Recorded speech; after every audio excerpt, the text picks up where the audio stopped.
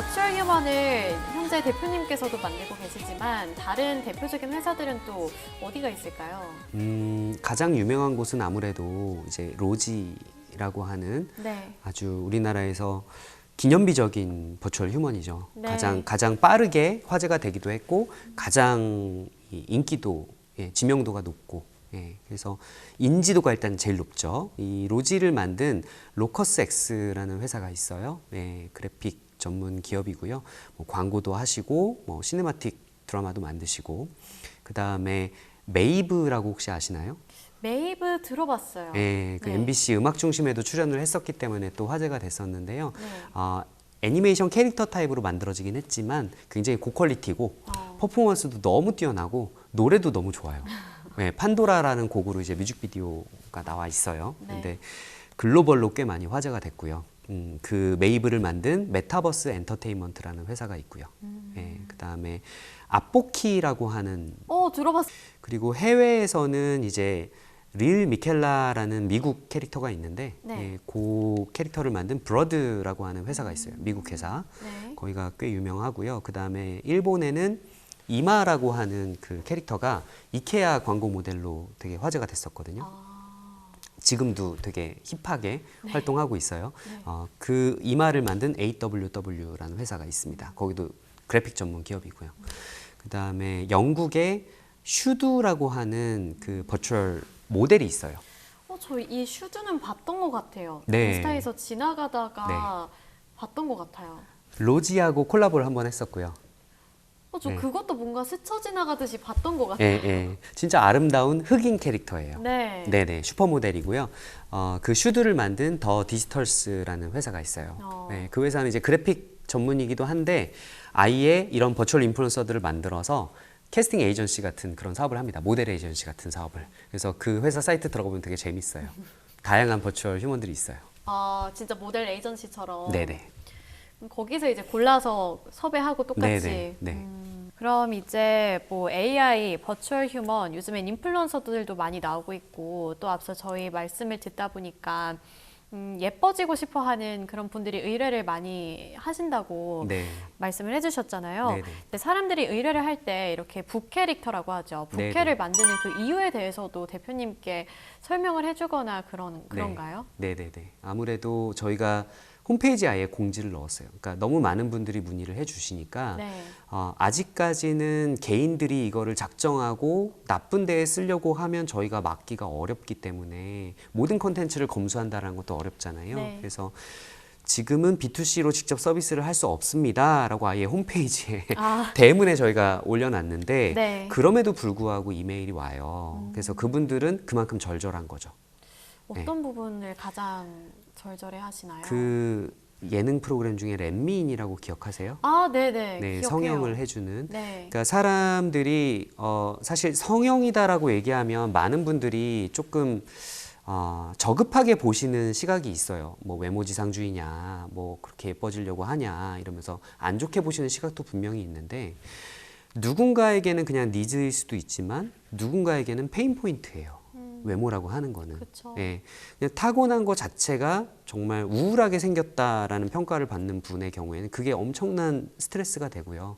그 다음에 이렇게 비대칭이거나 얼굴에 그런 구조 자체에 문제가 있거나 그런 경우도 많이 있고. 그래서 얼굴이 아무리 신경을 쓰지 않으려고 해도 사람이 사회적인 동물로서 이거를 완전히 신경 쓰지 않고 살아갈 수는 없는 거잖아요. 네. 그래서 렛미인도 기억하시겠지만 정말 얼굴로 인해서 인생이 좀 어려움이 있는 분들을 많이 도와주는 그런 프로그램이었잖아요. 그냥 단지 예쁘게 만드는 게 아니라. 네. 그래서 저희한테 오는 예뻐지고 싶다라는 그 내용도 대부분 그런 내용들이 있었어요. 그리고 뭐 렛미인처럼 절절하지 않더라도 이런 게 있었어요. 저는 어떤 분야에서 활동하고 있다.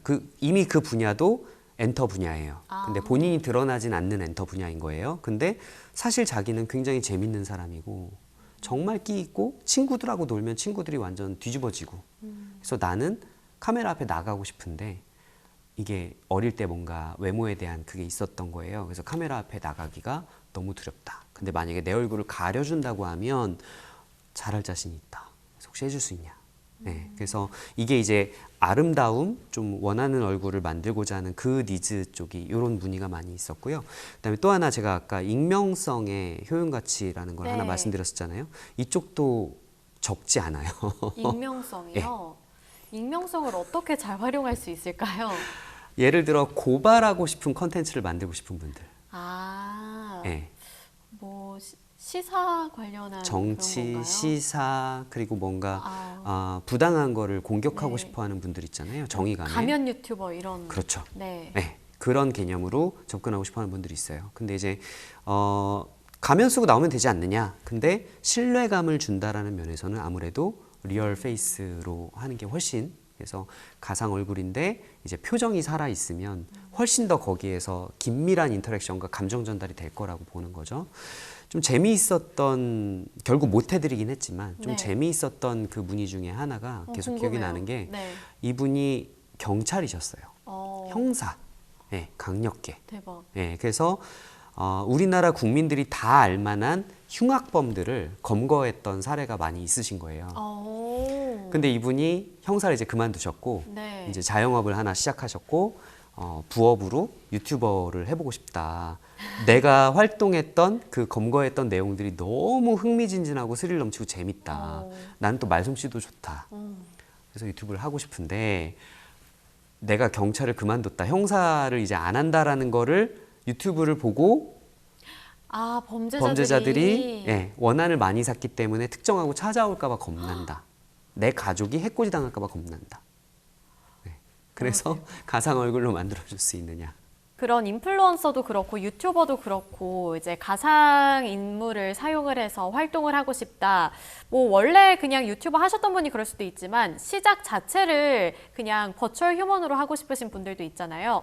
근데 어떠한 케이스든 간에 그렇게 해서 인기를 끌었어요. 근데 사람들이 나중에 그 실체를 알게 되는 거예요. 나는 이 사람이 실존하는 인물인 줄 알았는데 알고 보니 허상의 인물이었어. 이러면서 이제 가상이라는 개념이 가짜라는 개념으로 좀 변질되면서 실망을 할 수도 있을 것 같은데 이 가짜라는 이미지를 벗기게 할 만한 뭔가 대책이나 방법이 있을까요?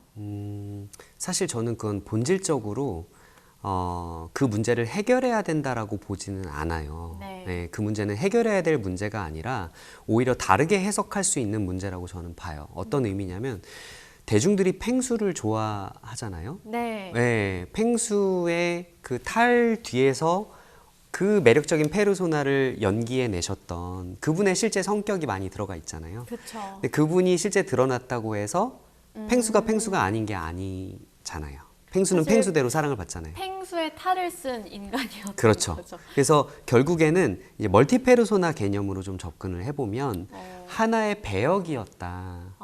하나의 캐릭터였다라고 인지하면 그 캐릭터를 좋아하는 마음은 어쩌면 물론 외모를 보고 좋아하는 것도 있을 거예요. 네. 그렇다면 그분들은 실망할 수 있겠죠. 예, 근데 외모가 아닌 그 사람의 그 캐릭터에 풍겨지는 모든 것들을 좋아한다면 그 캐릭터 그 자체에 대한 팬심은 달라지지 않을 것 같아요. 그거를 저희도 궁금한 영역이에요. 어디까지 사람들이 허용해 줄 수 있을까? 그래서 루이로 저희가 실험을 한 것이 네. 시즌 1 때 얼굴은 굉장히 참하고 동양적이고 사람들이 누구도 미워하지 않을 만한 얼굴, 질리지 않을 만한 얼굴 이렇게 디자인을 했어요. 그런데 시즌 2로 저희가 다시 리뉴얼을 하면서 조금은 개성 있고 통통 튀고 힙해졌던데요. 네, 그런 얼굴로 바꿨거든요. 근데 안에 계신 섀도우 액터의 성격, 원래의 그 쾌활하고 밝고 긍정적이고 열심히 춤 연습하고 노래 연습하고 그래서 일주일마다 새로운 곡들 계속 내놓고 너무 성실해요. 너무 성실하고 매력 있는 친구거든요. 바꿨는데 예전 루이를 돌려놔요란 말은 없어요. 시즌 1 때나 시즌 2 때나 노래 너무 잘해요. 목소리 너무 예뻐요. 어떤 얼굴이든 당신을 응원합니다. 글로벌로 이런 댓글이 달려요. 본질이 중요한 거네요. 그렇죠. 결국에는. 그렇죠. 이제 뭐 외관이나 이런 것들은 사실 생각했던 것보다 사람들이 처음에 이목을 끌 수는 있지만 그렇게까지 중요하지는 않게 될 수도 있다. 그게 시점에 따라 뭐 시작할 때랑 이후 지속일 때랑 이렇게 볼 수도 있고요. 쭉 영향을 미칠 수도 있죠, 물론. 네, 얼굴이라고 하는 것이. 하지만 어디까지나 거들 뿐. 진짜 본질은 그 사람의 내면. 디지털로 연출하거나 흉내낼 수 없는 네. 예, 그 내면에 있다라고 저희는 봐요. 그래서 저희가 아이러니하죠. 저희는 그래픽을 만드는 회사인데, 근데 롱런 하시는 그런 연예인들이나 이런 분들을 보면 하나같이 성품부터가 좋으세요. 아, 그쵸. 예, 인성 논란 없고. 예, 예. 생각을 해보시면 이 화면에서 보는 브라운관에서 보는 이분의 매력은 정말 엄청나고 선하고 막 아름답고 이런 분인데 고귀하고, 근데 뒤에서는 갑질하고 예, 뭔가 말 함부로 하고 되게 안 좋은 말들 쓰시고 사람 무시하고 이런 분이면 금방 드러날 수밖에 없어요. 예, 숨겨지지 않습니다. 그래서 그런 분들은 다 어떻게 보면은 연예인 생활을 계속 못 하시잖아요. 네. 예, 그런 거랑 마찬가지고요. 또 가볍게 생각해 보면은 이미 우리는 SNS에 콘텐츠 올릴 때 많은 보정을 하잖아요. 네. 네, 그거의 연장선상이다라고 보시면 돼요. 그래서 저는 그렇게 크게 우려되는 지점은 아니라고 생각을 합니다. 사람들이 그러면 이런 버추얼 휴먼에 대해서 아니면 버추얼 휴먼 인플루언서에 대해서 기대하는 바도 있을 것 같거든요. 이게 버추얼이니까, 가상인물이니까 이런 것들을 내가 기대해 볼 수 있지 않을까 하는 포인트들이 좀 있을 것 같은데 대체적으로 어떤 게 있을까요? 그러니까 재밌어요. 첫 번째는 역시나 네. 잘생김과 예쁨을 바래요. 네, 저희가 느끼기에. 네. 그리고 두 번째로는 재미있는 캐릭터 이런 걸 좀 바라는 게 있고요. 재미. 예, 그리고 공통적인 거는 상호작용을 할 수 있는 존재를 바라는 것 같아요. 상호작용이 되는 존재. 그러니까 버추얼 휴먼이라고 하는 거의 정의 아까 말씀드렸다시피 인격으로 인정하느냐가 첫 번째잖아요. 성결 네. 과제잖아요. 근데 그게 느슨한 경우가 있어요. 예, 이렇게 뭐 댓글만 한 번 정도 달아준다든지. 근데 이제 다른 버추얼 휴먼들 중에 이제 실시간으로 막 소통하는 그런 버추얼 인플루언서들이 있거든요. 요새 뭐 그 우악굿이라고 하는 그 버추얼 인플루언서가 했던 게 있어요. 이세계 아이돌이라는 캠페인이 있었거든요. 저희 피디님이 아신대요. 네네네. 네. 굉장히 화제가 됐고요. 실시간 소통을 굉장히 많이 해요. 네, 물론 저희처럼 포토리얼리스틱한 그런 그래픽으로 나오는 캐릭터들은 아니지만 네. 대중들은 좋아하는 거예요. 그 사람들은 캐릭터를. 은근히 소통하는 걸 정말 좋아하는 것 같아요. 그럼요. 본질이죠. 네, 인간 사회적 동물이니까 나하고 교류하고 내 네, 말 네. 들어주고 이런 네, 걸 네. 정말 좋아하는 것 같아요. 연결되길 바라는 거죠. 아, 그러면 이제 저같이 일반 사람들은 이 버추얼 휴먼을 어떻게 활용할 수 있을까요? 좀 잘 활용할 수 있는 방법이 있을까요? 우선은 다채로운 컨텐츠 중에 하나로서 소비를 해주시면 좋을 것 같아요. 이제 어떤 컨텐츠들을 사람들이 기대하냐라고 물어보셨는데, 뭐 아름다움도 있고 뭐 그 소통도 있고 하지만 재미있는 시도들을 많이 하거든요. 네, 달라야 되잖아요. 그러니까 리얼 휴먼 인플루언서와 달라야 되잖아요. 그래서 신박한 시도들을 많이 해요. 예, 뭔가 우주 배경으로 뭔가를 만들어 본다라든지 특별한 스토리텔링을 넣어 본다라든지, 예, 그래서 그런 시도들을 지켜보는 게 또 재미가 쏠쏠하게 있어요. 그래서 우선은 버추얼 휴먼 컨텐츠를 그냥 컨텐츠 중에 하나로서 즐겨주셨으면 하는 게 하나 있고요. 산업적으로는 아무래도 이제 모럴 해저드 리스크가 없고, 그 다음에 챗봇 같은 걸로 개발을 해놓으면 24시간 활용을 할 수 있잖아요. 사람이 움직이지 않아도 그런 산업적인 어떤 채산성 이런 것들이 높아지니까 네. 산업적으로는 좀 더 많이 응용이 될 텐데, 그런 것들이 여기저기에서 이제 보게 됐을 때 그냥 이것도 버추얼 휴먼이구나 이렇게 느끼시고, 예, 그렇게 이해해 주시면 될 것 같아요. 네, 콘텐츠 관련한 이야기 들으니까 제가 또 꼬리 질문으로 생각이 나는 게, 앞서서 제가 막 의료 분야, 엔터 분야 이런 데서 많이 활용될 수 있을 것 같다 이런 말씀을 드렸는데, 엔터 산업에서 미치는 영향이나 뭐 활용은 어떤 것들이 있을지도 궁금하거든요. 그래서 기존에 있는 연예인분들이랑 이런 버추얼 휴먼들이 연예인으로 활동을 했을 때 어떤 차이점이 생길지. 우선은 엔터 분야에서는 정말 드라마틱한 변화를 가져오고 있어요. 그 이유가 엔터 산업의 구조를 생각해 보시면 재능과 매력이 있는 인물이 이제 스타가 되기까지 조력해주는 기술과 기업이 있죠. 네. 예, 거기에 이제 막대한 또 투자 비용이 들어가죠. 그쵸. 예, K-팝에서 이제 아이돌을 양성해내는 그 시스템 자체가 굉장히 독특하고 놀랍다라는 게 최근에 또 화제가 됐었잖아요. 미국에서 이제 RM이 인터뷰하면서 얘기를 했었고, 네.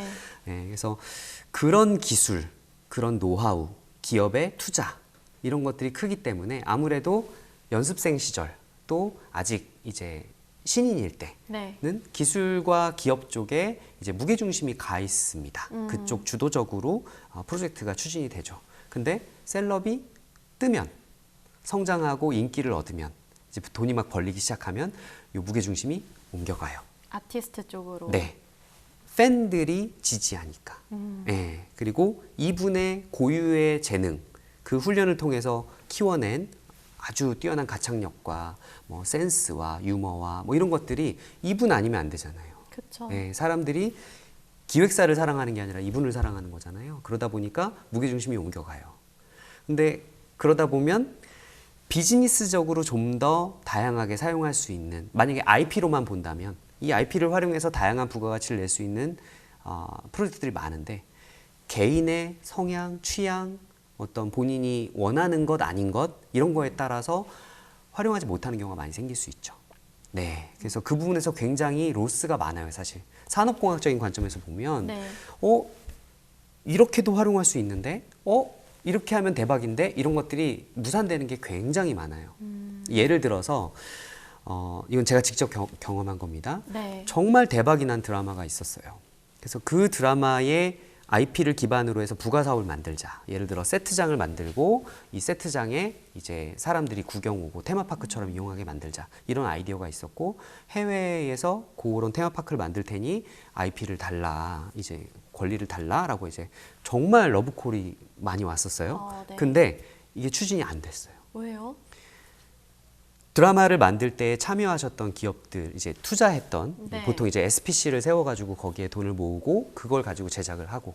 근데 권리가 쪼개지잖아요. 그때 계약을 할 때.